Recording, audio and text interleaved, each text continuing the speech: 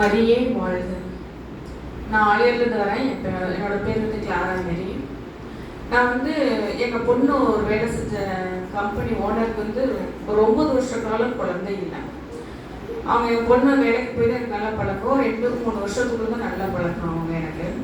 அந்த சுச்சுவேஷன் பார்த்தீங்கன்னா நல்ல ஒரு குடும்பமாகவே நாங்கள் எல்லாம் ஆகிட்டோம். அப்படிங்கும்போது அவங்க குழந்தை இல்லாத ஒரு கஷ்டத்தை வந்து எங்கிட்ட சொல்லுவாங்க. அந்த பொண்ணு அவங்க என்னோட பொண்ணு தான், அந்த மாதிரி தான், அந்த வயசு தான் அந்த பொண்ணுக்கும்.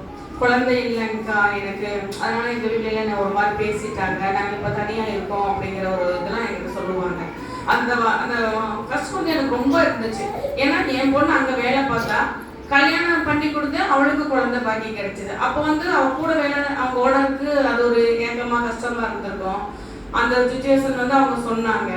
அப்போ நான் என்ன பண்ணினேன், வந்து வாரம் வந்து இங்கே முதல் வாரம் வந்து எப்பவுமே தேர் எடுத்து வச்சுட்டு தான் போவேன். அவங்க பேரில் அவங்க வர முடியாத சூழ்நிலை.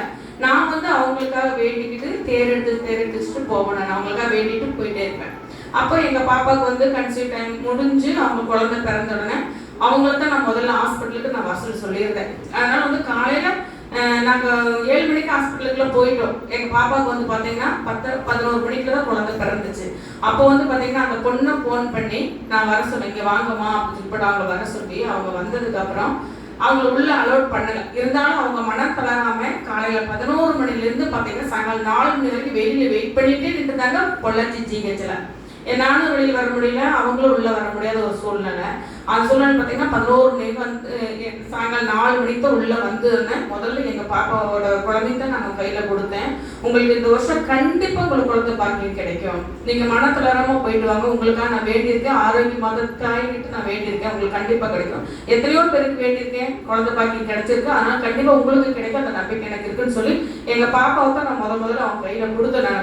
அவங்களுக்கு ரொம்ப சந்தோஷம். அந்த பொண்ணு அழுதுச்சு. ஆனால் எனக்கு அது ரொம்ப எனக்கு உறுத்திட்டு இருந்துச்சு. அது கண்டிப்பாக அந்த ஒவ்வொரு தடவை எங்கள் ஆலயத்தாகட்டும் ஆனமலையாகட்டும் அப்போதெல்லாம் வேண்டிட்டு அந்த குழந்தைக்கு ஒரு குழந்தை பாக்கி கொடுங்கன்னே எனக்கு தேவை. பார்த்தீங்க அப்படின்னா ஒரு ட்ரீட்மெண்ட் எடுத்துட்டு இருந்தாங்க. பார்த்தீங்கன்னா கிறிஸ்மஸ் அன்னைக்கு தான் வந்து பார்த்தீங்க அப்படின்னா அவங்க அந்த கார்டு போட்டு பார்த்துருக்காங்க, கோடு போட்டு காமிச்சிருக்குது, கன்சீவாக இருக்கிறாங்க அப்படிங்கிறது நம்ம கிறிஸ்மஸ் அன்னைக்கு தான் கிடைச்சிருக்கு.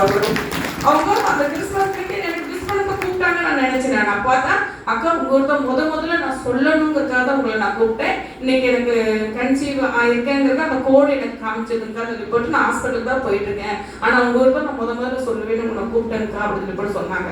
அந்த வார்த்தை என்னால் வந்து தாண்டிக்கவே முடியலப்போ சந்தோஷம், எனக்கு அவ்வளோ சந்தோஷம். கிறிஸ்மஸ் முடிஞ்சு அந்த வாரம் முதல் சனிக்கிழமை நான் இங்கே வந்துட்டேன்.